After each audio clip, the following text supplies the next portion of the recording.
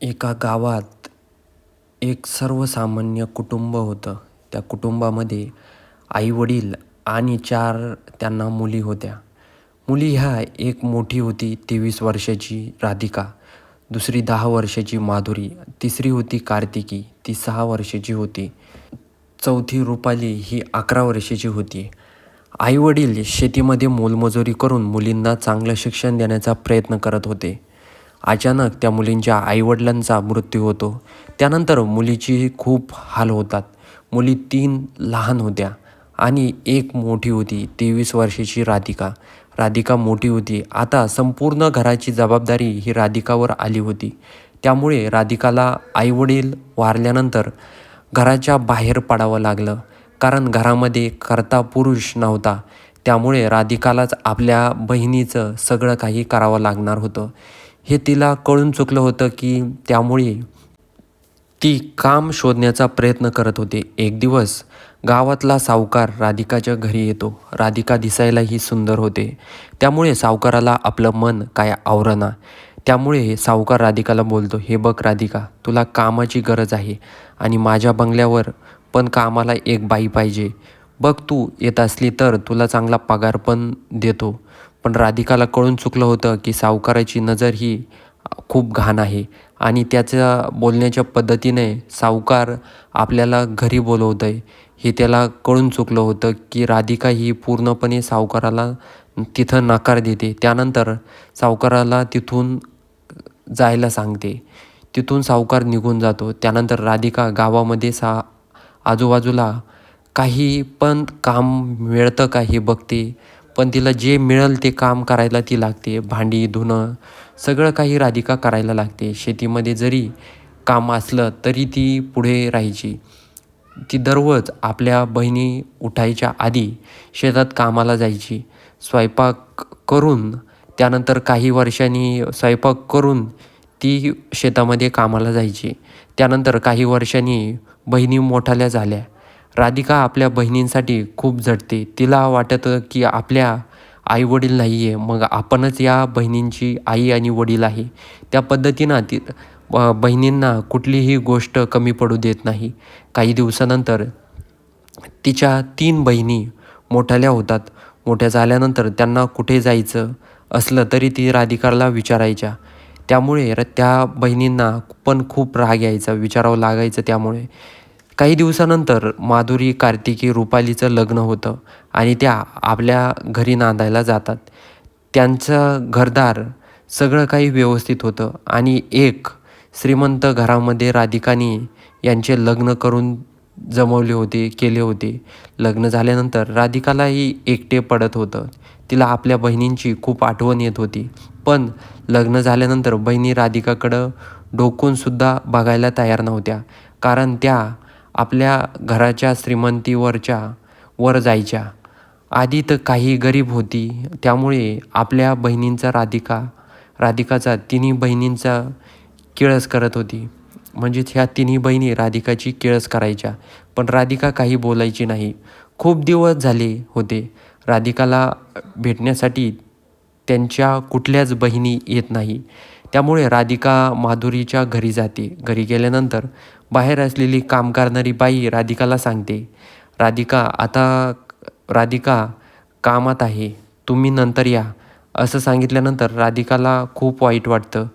ती बोलते, "माझी बहीण आहे सख्खी." बाई बोलते, "पण मला माधुरी यांनी सांगितलं आहे आपल्याला इथून जायला." बहिणीला राधिकाला कळून चुकलं होतं की आपल्या बहिणीलाच आपल्याला भेटायचं नाही आहे. ती तिथून निघून जाते. राधिका त्यानंतर आपल्या बहिणीकडे रुपालीकडे येते.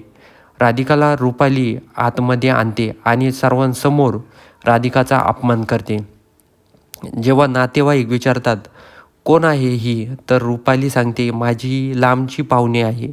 हे ऐकल्यानंतर राधिकाला खूप वाईट वाटतं, राग येतो. राधिका तिथून उठून आपल्या घरी निघून जाते. तिला वाटतं आता कोणी नाही आहे आपल्यासाठी. पण तिसरी बहीण नक्कीच आपल्याला बोलेल. त्यानंतर राधिका कार्तिकीकडे जाते. कार्तिकी पण तिच्यासोबत व्यवस्थित वागत नाही. कार्तिकी बोलते, "तुझी लायकी आहे का आमच्या दारात उभं राहायची?" तो आमच्याकडे असं यायला नको होतं असं राधिकाला कार्तिकी बोलते. असं ऐकल्यानंतर राधिका पूर्णपणे तुटून जाते आणि आपल्या घरी निघून जाते. लहानपणापासून ज्या बहिणींना लहानचं मोठं केलं, त्याच बहिणी आपल्यासोबत आपला अपमान करत आहे ही गोष्ट तिला खटकते आणि ती आपल्या घरामध्ये बसलेली असते. तेवढे तिथे सावकार येतो आणि सावकार बोलतो, राधिका तुझं सगळं आयुष्य बहिणीचं करता करता गेलं आहे. त्याच बहिणीने तुझा अपमान केला ही गोष्ट तिला खटकते आणि ते आपल्या घरामध्ये बसलेले असते. तेवढ्यात तिथं सावकार येतो आणि सावकार बोलतो, राधिका तुझं सगळं आयुष्य बहिणींचं करता करता गेलं आणि त्याच बहिणीनं तुझा अपमान केला. आता बघ अजून काही वेळ गेलेली नाही. तुझ्यासारखी सुंदर मुलगी जर माझ्याकडे असती ना तर राणी बनवून ठेवली असती. तू माझ्यासोबत एक रात्र चल, राणी बनवून ठेवेल मी तुला, असं सावकार ऑफर देतो. राधिकाला सावकाराच्या कानाखाली राधिका सटदिशी लावते. सावकार तिथून निघून जातो. राधिका पण खूप तुटलेली असते. काही दिवस उलटून जातात आणि राधिकाच्या बहिणींच्या घरी रुपालीला एक मूल जन्माला येतो. जन्माला आल्यानंतर त्याचा मृत्यू होतो. त्याचा तिला खूप त्रास होतो. मग तिला आपल्या चुकीची जाणीव होते. आपण आपल्या बहिणीसोबत कसं वागलो, लहानचं मोठं केलेली बहीण सोबत आपण चुकीचं वागलो. कार्तिकीसोबत पण तिचा नवरा कार्तिकीचा एका बाहेरच्या महिलेसोबत राहत होता आणि ही गोष्ट कार्तिकीला समजली. कार्तिकीला तिचा नवरा सोडून देण्यासाठी तिला धमकी देत होता. तिला खूप त्रास होत होता. तेवढ्यात तिला तिची बहीण आठवते. कुठल्या तोंडाने आपण आपल्या बहिणीकडं राधिकाकडे जाऊ असं तिच्या डोक्यात सुरू असतं. माधुरीला पण घरातले त्रास देत होते. या सर्वांना आपली चूक समजली होती. त्यांना समजत होतं की ज्या बहिणीनं आपल्याला लहानचं मोठं केलं, आज त्याच बहिणीसोबत आपण व्यवस्थित वागत नाही आहे. त्यामुळे देवाने आपल्याला ही शिक्षा दिली आहे. ही गोष्ट 3 बहिणींना समजते. त्यानंतर तिन्ही बहिणी राधिकाकडे येण्याचं ठरवतात. राधिकाकडे तिन्ही बहिणी येतात, पण राधिका ही मोकळ्या मनाची होती. ती तिन्ही बहिणींना माफ करते. त्या बहिणींना बोलते, तुम्ही कसं वागला तरी मी तुमचं आईवडीलसारखं संगोपन केलं आहे. मला आईवडिलांसोबत कसं वागलं तरी आईवडील मुलांना सोडत नाही आणि त्यांचा राग पण आईवडील धरत नाही.